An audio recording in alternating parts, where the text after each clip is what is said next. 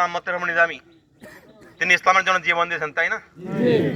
তার লাশ এখানে দাপন করা, শহীদের সন্তান আমাদের মাঝে হাজির। তো শহীদ নিজামী ভাই যে জন্য জীবন দিয়েছেন ইসলামের জন্য, সাথে আর সব মানুষকে যদি আমরা ইসলামের পক্ষে আনতে পারি আমাদের আচরণ ব্যবহার দিয়ে, সেটা আমাদের বড় বিজয়, তাই না? এজন্য আমাদের ধৈর্যশীল, ভালো আচরণ অধিকার হতে হবে। আমরা চাচ্ছি যে এই রক্ত এমনভাবে কথা বলবে যেন সাথে আর অধিকাংশ মানুষ স্থায়ীভাবে আমাদের ইসলামের পক্ষে চলে আসে ইনশাআল্লাহ। এরপর যে আমরা কথা শুনবো, তার একটি ঘোষণা একটা, আগামীকাল দোলের জালসা আমরা শুনলাম, তাই না? এই জালসায় আমরা আশা করছি আমাদের প্রিয় মুখ ব্যারিস্টার মমিনকে ওখানে পাবো ইনশাআল্লাহ। এরপর যে আমরা আমাদের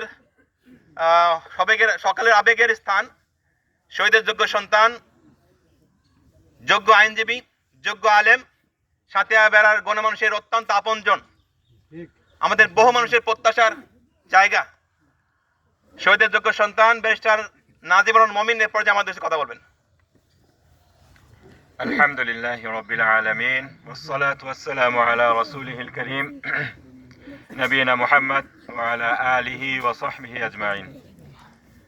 আমার বাবার প্রিয় মোহাম্মদপুরবাসী এবং আমার বাবার প্রিয় সাথিয়ার প্রত্যন্ত অঞ্চল থেকে বিভিন্ন জায়গা থেকে যারা এসেছেন, সবাইকে আসসালামু আলাইকুম ওয়া রাহমাতুল্লাহি ওয়া বারাকাতুহু। আসলে এসেছিলাম মূলত আব্বুর কবরটা জিয়ারত করতে। আপনারা সবাই এসেছেন, দোয়ায় শরিক হয়েছেন, আমিন বলেছেন, এজন্য আপনাদের সবাইকে ধন্যবাদ। আল্লাহ আপনাদের দোয়াগুলোকে কবুল করুন এবং আপনাদের সবাইকে উত্তম যাজা দান করুন। আজকে বক্তৃতা দেওয়ার কোনো কথা ছিল না, সুতরাং বক্তৃতা দিবও না ইনশাআল্লাহ। তো শুধু একটা কথাই বলবো, আমাদের সম্মানিত উপজেলা থানা আমির এবং সেক্রেটারি এবং বকুল ভাই যে কথাগুলো বললেন, এইগুলো আসলে আমাদের চিন্তার বিষয় আছে। যেই ব্যক্তিটাকে আমাদের মধ্য থেকে আল্লাহ তাআলা কবুল করে নিলেন, কি জন্য তাকে কবুল করলেন? আমরা একটু চিন্তা করি, তার চরিত্র কেমন ছিল, কি করেছেন তিনি, কোন কাজটা আল্লাহর কাছে কবুল হয়েছে।